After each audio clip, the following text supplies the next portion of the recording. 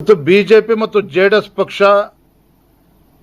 ಒಟ್ಟಾಗಿರಬೇಕು, ಇದು ಅಪೇಕ್ಷೆ ಯಾರ್ದು? ದೇಶದ ಪ್ರಧಾನಮಂತ್ರಿ ನರೇಂದ್ರ ಮೋದಿಜಿ ಅವರದು,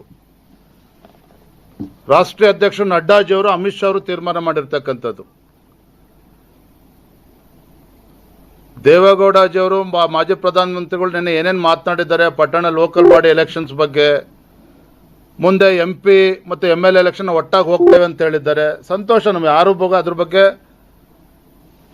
ಪ್ರಶ್ನೆನೇ ಇಲ್ಲ. ಯಾಕೆಂದರೆ ಅಂತಿಮವಾಗಿ ನಮ್ಮದೊಂದು ರಾಷ್ಟ್ರೀಯ ಪಕ್ಷ ಇದೆ.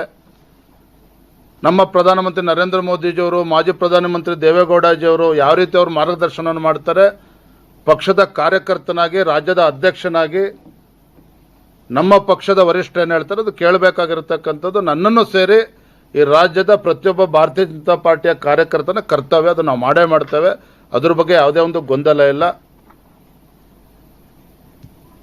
ಹಾಗಾಗಿ ಇದನ್ನು ಯಾಕೆಂದರೆ ನಿನ್ನೆ ದಿನ ಬೇರೆ ಬೇರೆ ಸುದ್ದಿವಾಹಿನಿಗಳಲ್ಲಿ ಬೇರೆ ಬೇರೆ ರೀತಿ ವಿಶ್ಲೇಷಣೆ ನಡೀತಾ ಇದ್ದೇವೆ, ಅದನ್ನು ಕೂಡ ನಾನು ಗಮನಿಸಿದ್ದೇನೆ. ರಾಜ್ಯದ ಅಧ್ಯಕ್ಷನಾಗಿ ನನ್ನ ಕಾರ್ಯಕರ್ತರಿಗೆ ಏನು ಸಂದೇಶವನ್ನು ಕೊಡಬೇಕು ಅದು ಕೊಟ್ಟಿದ್ದೇನೆ. ಅಂತಿಮ ಒಂದು ರಾಷ್ಟ್ರೀಯ ಪಕ್ಷ, ಅದ್ರ ಬಗ್ಗೆ ನಮ್ದೇನು ತಕರಾರಿಲ್ಲ. ಬಿಜೆಪಿ ಮತ್ತು JDS ಪಕ್ಷ ಕಳೆದ ಲೋಕಸಭಾ ಚುನಾವಣೆಯಲ್ಲಿ ಒಟ್ಟಾಗಿ ಯಾವುದೇ ಒಂದು ಗೊಂದಲ ಇಲ್ಲದೇನೆ ಲೋಕಸಭಾ ಚುನಾವಣೆಯನ್ನು ಯಶಸ್ವಿಯಾಗಿ ಎದುರಿಸಿದ್ದೇವೆ. ಮಾನ್ಯ ದೇವೇಗೌಡರು ಹೇಳಿದಾಗೆ ಮುಂದಿನ ವಿಧಾನಸಭೆ ಲೋಕಸಭಾ ಚುನಾವಣೆನ ಒಟ್ಟಿಗೆ ಹೋಗ್ತೇವೆ ಅಂತ ಹೇಳಿದ್ರೆ ಅದು ಸ್ವಾಗತ ಮಾಡ್ತೇವೆ ನಾವು. ಸ್ಥಳೀಯ ಸಂಸ್ಥೆಗಳ ಚುನಾವಣೆಯಲ್ಲಿ ಫ್ರೆಂಡ್ಲಿ ಫೈಟ್ಗೆ ಬಿಜೆಪಿ ಕೂಡ ರೆಡಿ ಆಗಿದ್ರೆ ಖಂಡಿತ ನಾವೊಂದು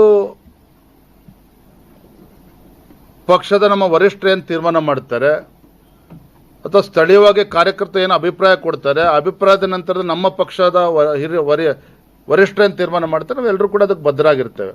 ಒಟ್ಟಿಗೆ ಹೋಗ್ಬೇಕು ಅಂದ್ರೆ ಒಟ್ಟಿಗೆ ಹೋಗ್ತೇವೆ. ಅದು ವಿಚಾರ ಏನಂತಂದ್ರೆ ದೊಡ್ಡಬಳ್ಳಾಪುರದಲ್ಲಿ ನಮ್ಮ ಶಕ್ತಿ ಹೆಚ್ಚಿದೆ, ನಮ್ಗಲ್ಲಿ ಸೀಟ್ ಕೊಟ್ಟಿಲ್ಲ ಅನ್ನೋ ವಿಚಾರ ಬಂತು ಅನ್ನೋದು ಹೇಳಿರ್ತಕ್ಕಂಥದ್ದು. ಇಲ್ಲ, ಅದ್ರ ಬಗ್ಗೆ ನಂಗೆ ಸಂಪೂರ್ಣ ಮಾಹಿತಿ ಇಲ್ಲ, ಅಂದರೆ ತಿಳ್ಕೊಳ್ತೇನೆ ಅದ್ರ ಬಗ್ಗೆ ಏನು ಅಂತೇಳಿ. ಆದರೆ ಮಾನ್ಯ ದೇವೇಗೌಡರು ಹೇಳಿರ್ತಕ್ಕಂಥದ್ದು ನಾವು ತಪ್ಪಾಗಿ ಅರ್ಥೈಸ್ತಕ್ಕಂಥ ಪ್ರಶ್ನೆನೇ ಇಲ್ಲ. ಆಗಲೇ ಹೇಳಿದ್ದಲ್ಲ, ಅವರು ಒಬ್ಬ ಹಿರಿಯರಿದ್ದಾರೆ, ಮಾಜಿ ಪ್ರಧಾನಮಂತ್ರಿಗಳು, ಮುತ್ಸದ್ದಿ ರಾಜಕಾರಣಿಗಳು. ಈ ರಾಜ್ಯದಲ್ಲಿ ಹೋರಾಟದಿಂದ ಮೇಲೆ ಬಂದಿರತಕ್ಕಂಥವ್ರು ಇಬ್ಬರೇನೆ.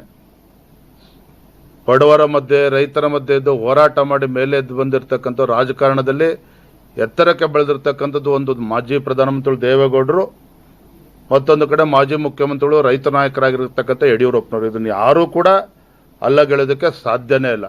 ಹಾಗಾಗಿ ಯಡಿಯೂರಪ್ಪನವ್ರನ್ನ ಎಷ್ಟು ಗೌರವ ಕೊಡ್ತೀನೋ ಮಾಜಿ ಪ್ರಧಾನಮಂತ್ರಿಗಳಾಗಿರ್ತಕ್ಕಂಥ ದೇವೇಗೌಡರ ಬಗ್ಗೆನೂ ಅಷ್ಟೇ ಗೌರವ ನಮಗೆಲ್ಲರೂ ಕೂಡ ಇದೆ. ಧನ್ಯವಾದ.